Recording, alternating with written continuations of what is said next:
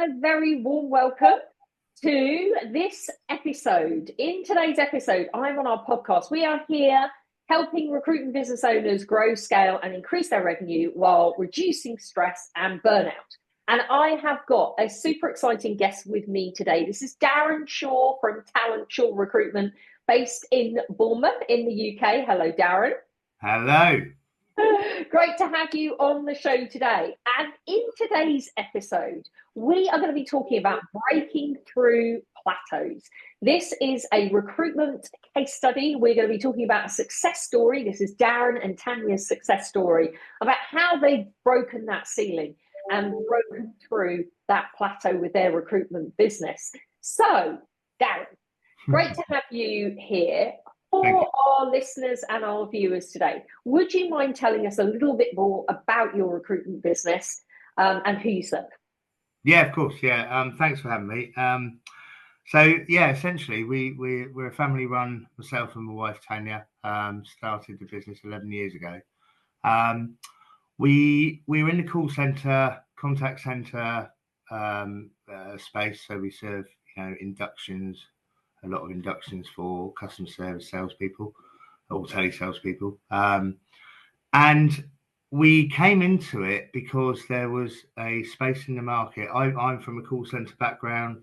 Tanya is as well, although I was sales management. Tanya's HR, so I'm the risk taker and she keeps us safe.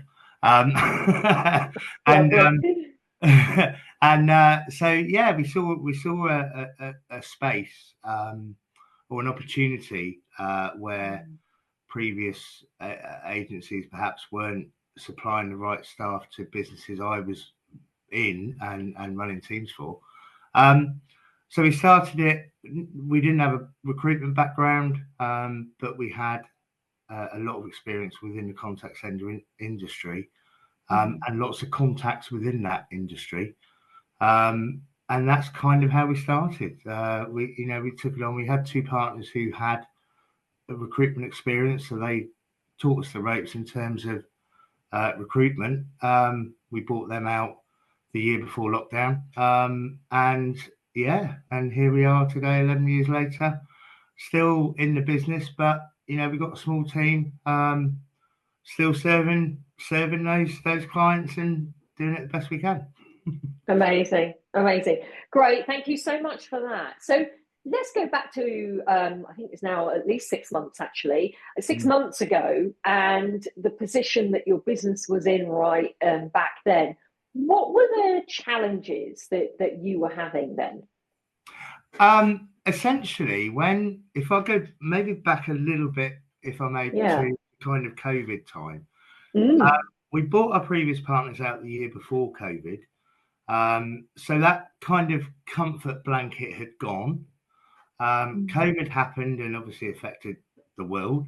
So, we got through that. And then there was that boom period of a couple of years after COVID where if I look back on it now, knowing what we know now then, it could have been so much more than it was. However, it is what it is, and we had a really good couple of years, but then the reality hit of a tough beginning of last year. I think there was a lot of businesses battening down the hatches, and we were at a point, being our only income, we were at a point of thinking, we're firefighting. We can't see the wood for the trees. Essentially, we were taking on a lot of roles that were not the right roles for us, and therefore we weren't filling them. And it was just a never-ending cycle of stress.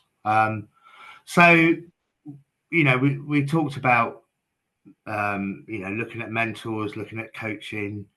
And we looked at a few, and very happy that we saw you guys and had a chat, and then it's been the best thing we ever did. Oh, great! So that's super to hear. Delighted to have you with us. Out of curiosity, what made Rocket stand out from other coaching programs? I think initially, I'm being honest. Initially, I thought we would want a like a one-man band that really tailored their coaching and their experience to us. That was in my mind what we needed. However, we looked at Rocket. We looked at obviously the case studies, what you guys have done for businesses similar to ours in terms of not necessarily maybe contact center, but certainly family-run businesses that had similar struggles. And the case studies really resonated with where we were at that time and how you could help us improve. Great. Yeah, thank you. And that's certainly our sweet spot, as you say, is that kind of feeling of, like, a lot of our clients when they join us, that burnt out, not seeing the wood for the trees, very, very frustrated on a day-to-day basis. And as we were saying earlier just before we jumped on here, people at that point are working so hard, aren't they? Like super hard. It's that Groundhog Day of really being in that perpetual cycle of really just not being able to see, well, what is it specifically that I need to change here that's going to actually have an impact. So so glad that we can serve you that. You're absolutely right. The right solution. Yeah, thank you. And I think the other thing was, just to mention, was not coming from, I look at it that we didn't have that agency apprenticeship of working for an agency as an employee. And that was what we lacked, was that experience of how to navigate certain challenges that we were 10 years in at the time, but we'd had support from our previous partners who had their own recruitment agency. So, but navigating that period on our own without having that experience, we needed that help of you guys to have been there and done it, and actually can look at it from above and think, right, okay, are you doing this? Are you doing that? And it was just brilliant. And not having that agency background, actually, it's interesting, you highlight that, Darren, because that's actually, we see that a lot. Some of the best recruiters out there, if not, the best recruiters out there, actually don't come from a recruitment background. They come from an industry background, and they understand the industry and they know that industry, and they can see that gap, like you're saying, of where there's a need, a uniqueness that they can bring to that particular marketplace that they can see other people aren't fulfilling. But you're right, it's that unsureness almost, if you haven't, of, well, how do I scale effectively?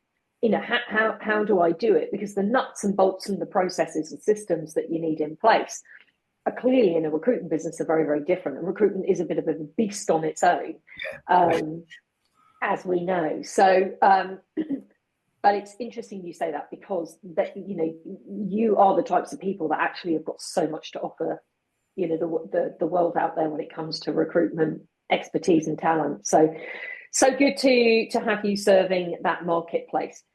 Okay, so let's talk about some of those day-to-day challenges. You talked about the fact that you were taking on a lot of roles, but maybe they weren't the right types of roles. Could you elaborate a bit on that? What you mean by that? Yeah. So we were having challenges getting once our contacts had run out, and at that period of time, last year, we were struggling to get the kind of roles that we knew. What we were finding was, there was maybe warehouse roles that would need not need us, but would need filling. The roles would need filling. There were maybe, I remember at one point we actually started recruiting for a mechanic. Because they're the kind of roles that were hard to find, even if you specialize in certainly in the car industry, and a car mechanic, they're hard to find. So we thought we'll take that business because it's business.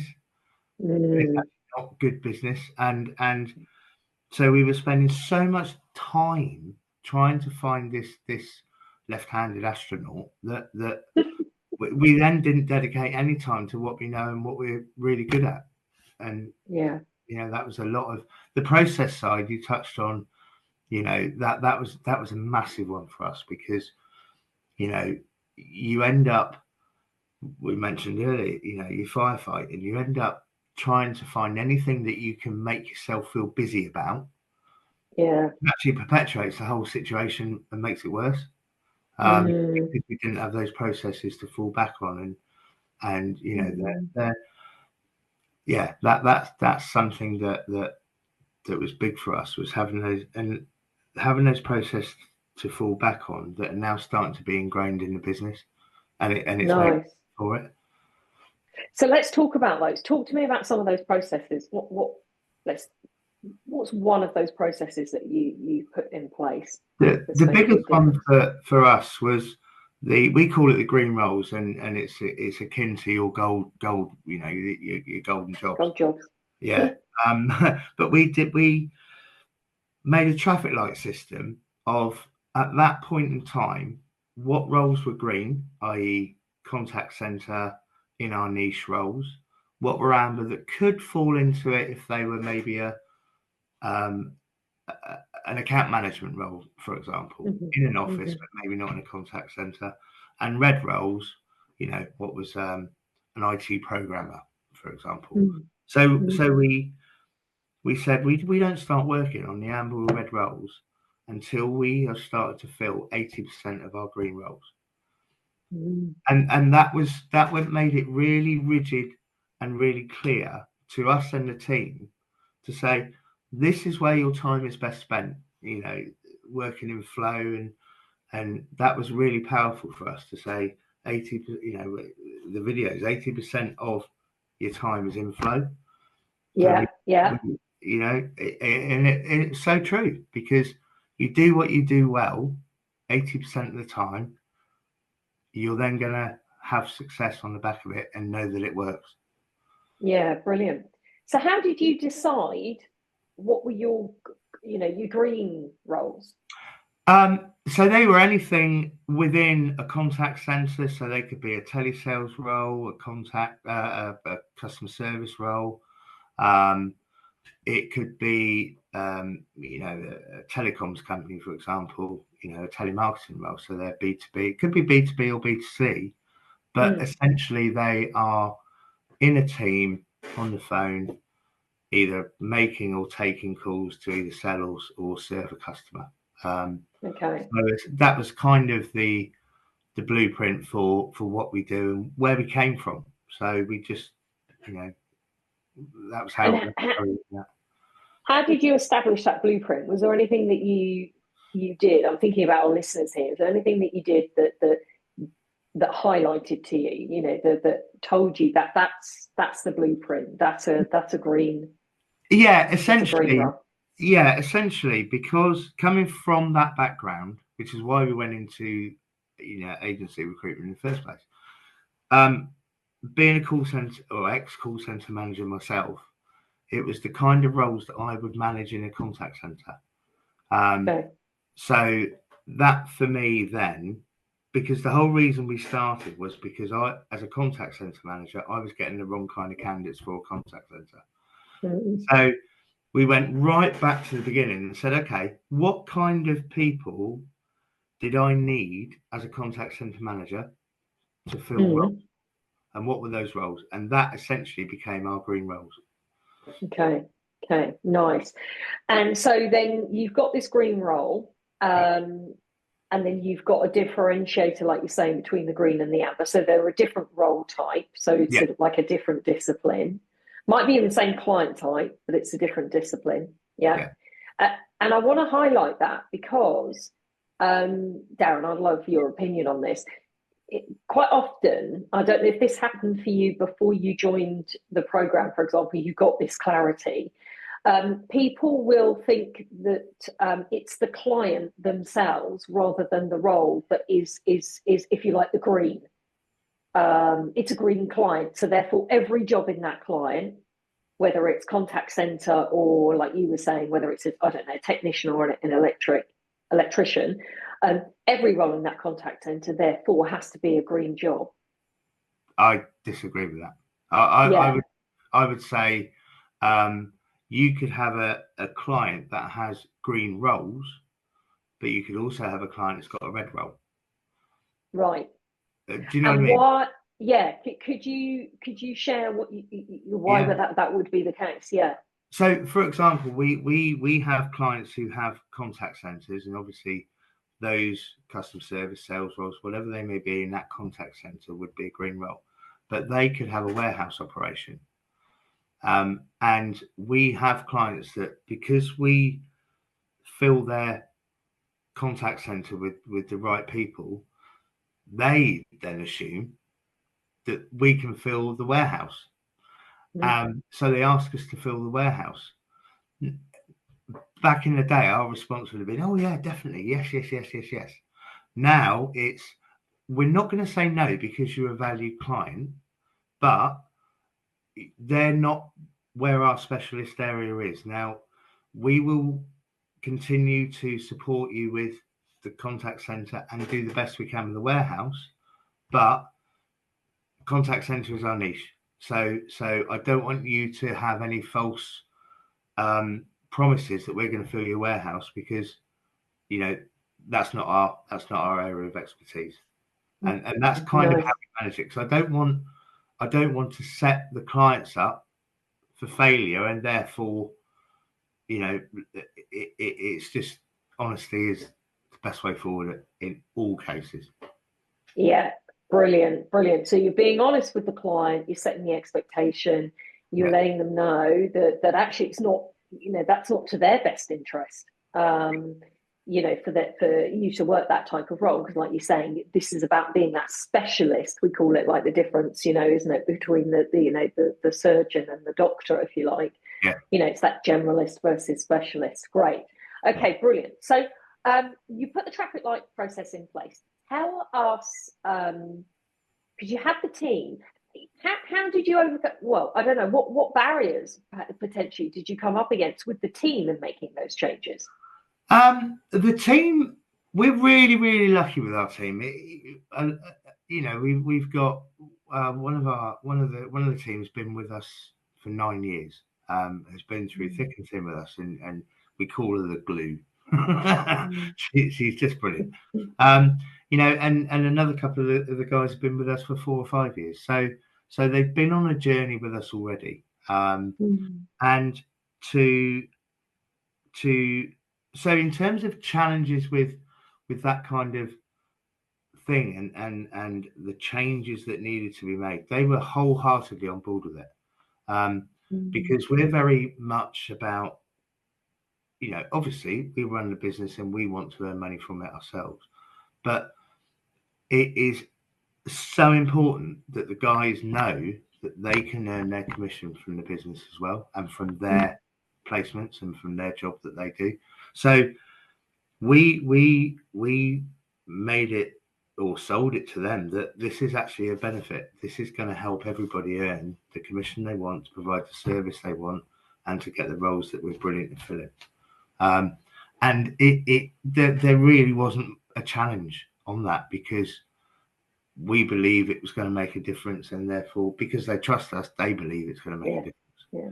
And you took them on that journey, which is which is important, isn't it, in that relationship, and that open conversation about, look, guys, we're going to make some changes. Here's why, here's why it's important, and how that's going to impact you. And how has it been? How has that changed the way your team works? We've tweaked a couple of the roles in terms of basically to keep everybody in flow. So we did the talent dynamics and understood the different personality types that we had in the team, and tweaked a couple of the roles to that effect. So we had the glue. She was kind of doing everything in the business, before we came on board with you guys. And on the back of the talent dynamics and the way we were trying to structure things, her role has changed to purely admin, reporting, and process based. Okay. She is in flow and is loving every minute of it.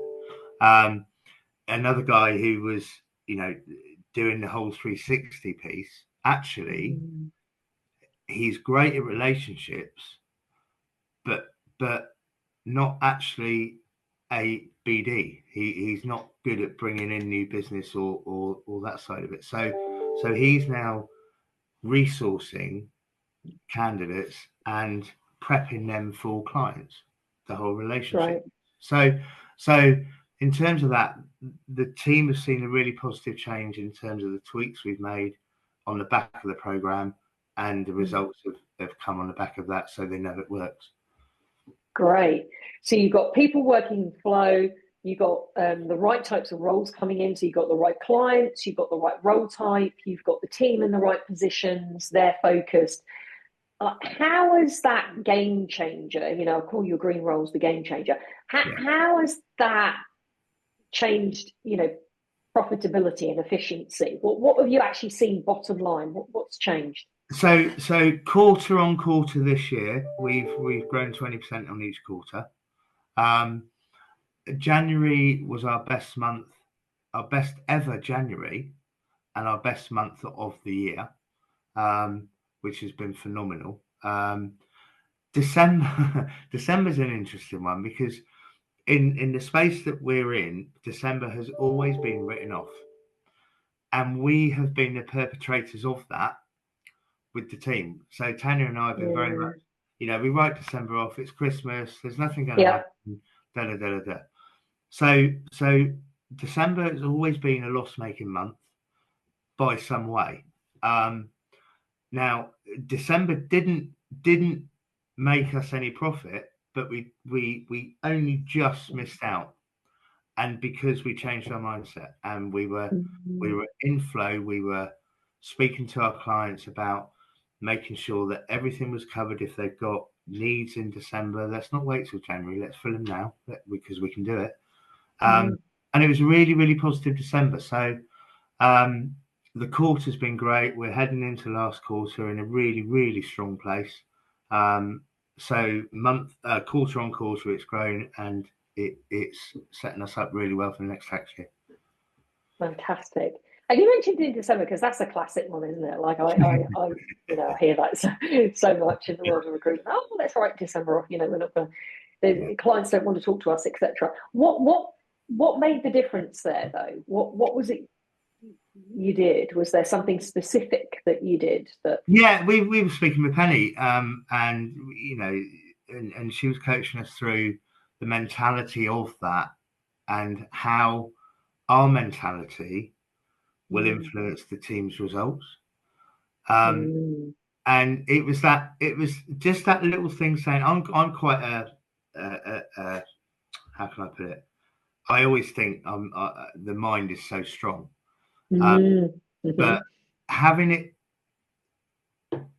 delivered to us in that way, it was like a penny dropped, and I was both like, oh my God, we are actually influencing the result in December, because we think that nobody is going to get anything, but actually it's so wrong.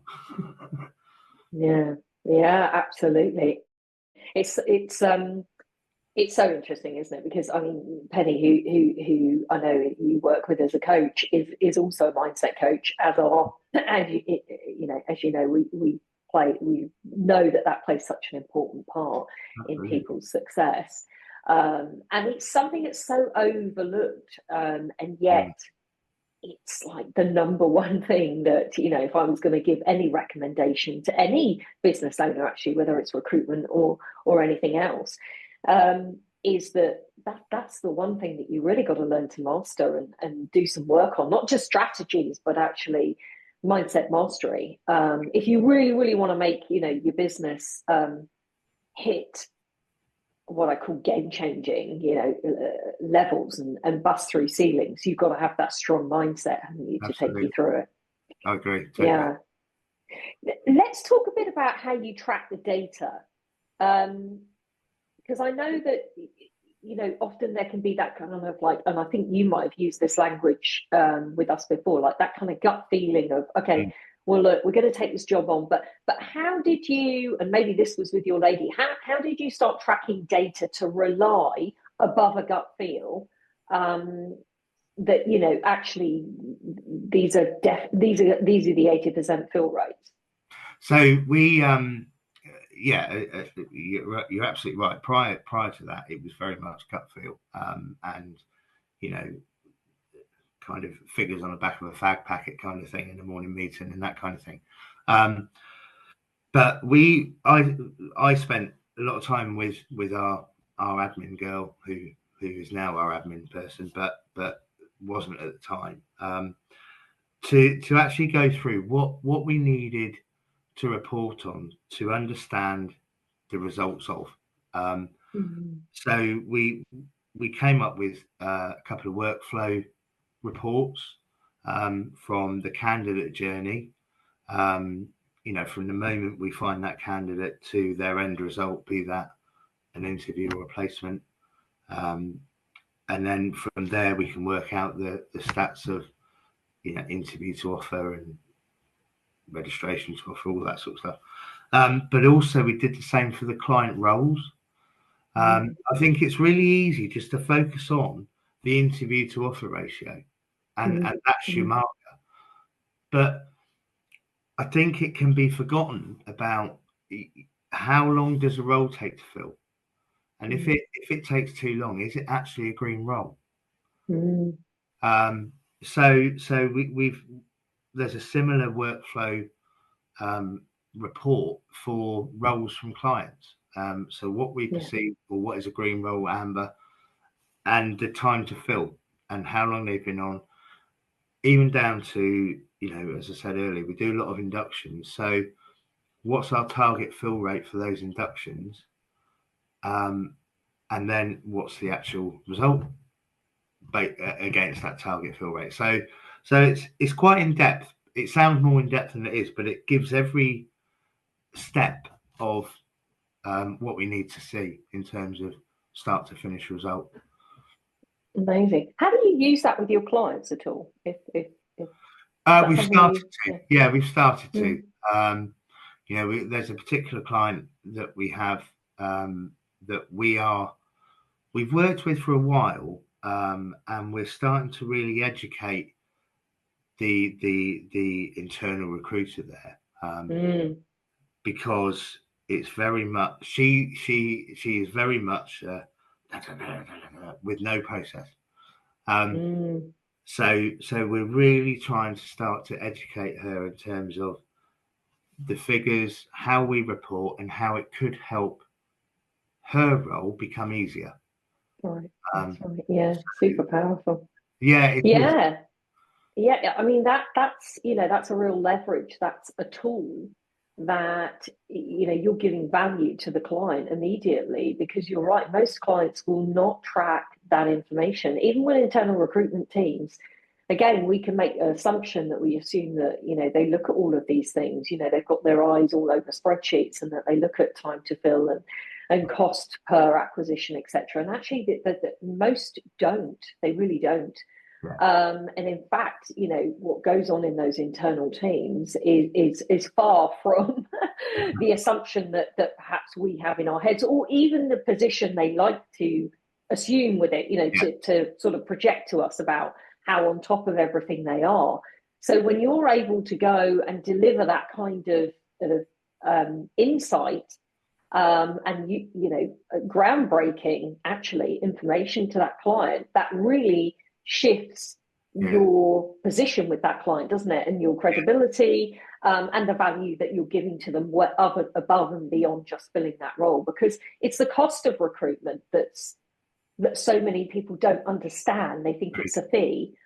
That you're then able to illustrate, well, actually, there's a much greater cost here of recruitment, and let me educate you, not in but let me support you, Mr. Client, to understand what that is, but also show you how we're going to reduce that for you.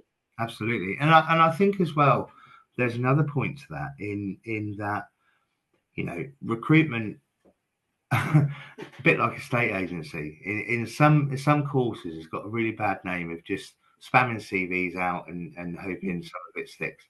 And I think by doing those kind of exercises to educate the client, it absolutely educates them, but it also shows them that we care about what we do. And I think that is as important as the message to actually the educational piece as well. Absolutely, absolutely. Brilliant. Great stuff. So you're really shifting your service offering and shifting what you're doing with clients as well. Yeah. As you know, those groundbreaking, as you said, groundbreaking months, increasing average fees, and you said 20% month on quarter, wasn't it? Yeah. Shifts that have happened. What else would you say have been your biggest takeaways from your experience? Whether that is, increases in fees or just other changes that you've seen between yourself and Tanya and the team. I think it's an ongoing thing that is always going to happen, and it's absolutely fine because we recognise it. One of our issues before was that we would try and do everything. And Tanya probably more so than me. Tanya is brilliant at recruitment. Tanya is amazing at organizational side of things, and so her default is very much to just do it, just get it done, and just do it.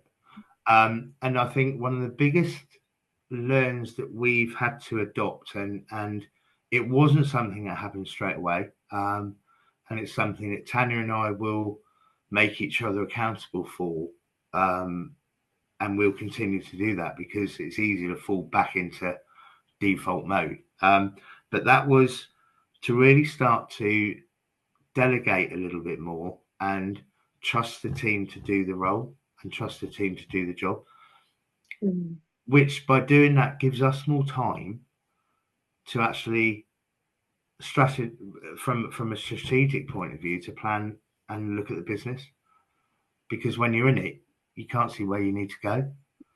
And and as much as the green rolls, that's probably the other massive thing for us, was to just start stepping not out of it, but over it a little bit and start to see where we're going. Look above it, because what's that vision? Where are we going? Or in the right, the classics. Stephen Covey that we love quoting is that leaders climb to that highest tree in the jungle so that they can see out and actually see the landscape, and sort of, rather than being in it, chopping it down and trying to work your way through it, as you were saying right at the beginning of this chat. You've got to be able to do that as a leader so that you can see that vision, take your team on that vision, but also are we in the right place, and are we going in the right direction rather than blindly just taking steps moving forward. Sorry to interrupt, Katie, but also that without doing that, the team don't learn anything and the team don't develop themselves.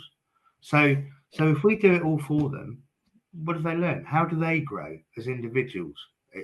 It just won't happen. So it's super important that we continue to do that in order to help our team develop and grow themselves, I think. Yeah, great. What does it mean for you and Tanya now, having this belief in your business? Well, from a point of almost despair of thinking, oh my God, where are we going to go? What are we going to do? Thinking our only income is this and it's not providing enough. To a point of now where, we've got two girls ourselves, one's 15, one's 12. So, our 15-year-old has just finished her mock GCSEs, for example. With the business in a healthy place it is now, Tanya was able to dip out for a few hours and to help her revise. 9 months ago, 6 months ago, that wouldn't have been possible. Things like that, where if we need to do, we've got a dog that we've had 3 months who's a rescue, to be able to go when we first started dog training with him, to be able to take him for an hour to dog training on a Thursday afternoon. It couldn't have happened before. So the life outside of Talent Sure that it's given us back has been as important as what's happening in Talent Sure, Yeah, yeah, I totally do. Well, we start businesses, don't we? Because ultimately, it generally links to, we want more family time, like Yeah, less stress, and to spend more quality time with our family, and that's what we want that flexibility for. And so when a business becomes, the opposite happens, as you say, and it suddenly becomes this sort of tie around your neck that's keeping you logged at a desk for 24/7. It's not a good place to be, and it's not healthy either. no, So to get that back is wonderful to hear, and as you say, it's like it goes beyond the wins of revenue, doesn't it? yeah, um, yeah, Having that sort of personal shift yeah, happen for you is invaluable. Yeah, you can't put a figure on that. definitely. Final question for you, if I may, Darren. Yeah, Somebody is listening to this and they're like, okay, like Darren sounds like he was in a similar situation to me. Maybe they're feeling that same thing of like, do I get help? Don't I get help? You mentioned before that you were talking to other mentors before. You chose us. What would you say to them? um, first of all, I would probably say to them, it can change and it will change, but you're going to have to take a first step yourself. Um, Mm. you know, find someone, like you guys, Centre of Excellence have been amazing. Find somebody who aligns with your values and your business. Um, invest in that because it will pay dividends. Um, the other thing I would say is when you're on that, be open to learning because if you're not open to learning, you're never going to change anything. And it's all about belief. And it's the moment you believe it's going to change, it will change. But you have to take that initial step. That without that, nothing will change. Yeah, So, yeah, so true. Darren, thank you so much for being on the show today and thank you. walking us through your story of really, busting through that ceiling and reaching those plateaus. And for anybody listening, as Darren said, if you're firefighting, if you're struggling to break through that ceiling, and you want help or you want to know more or you want the plan of how Darren and Tanya got their business to these new heights and broke through that ceiling, click on the link below and I will put on there show you how we help other recruitment businesses leverage more opportunities and make more placements.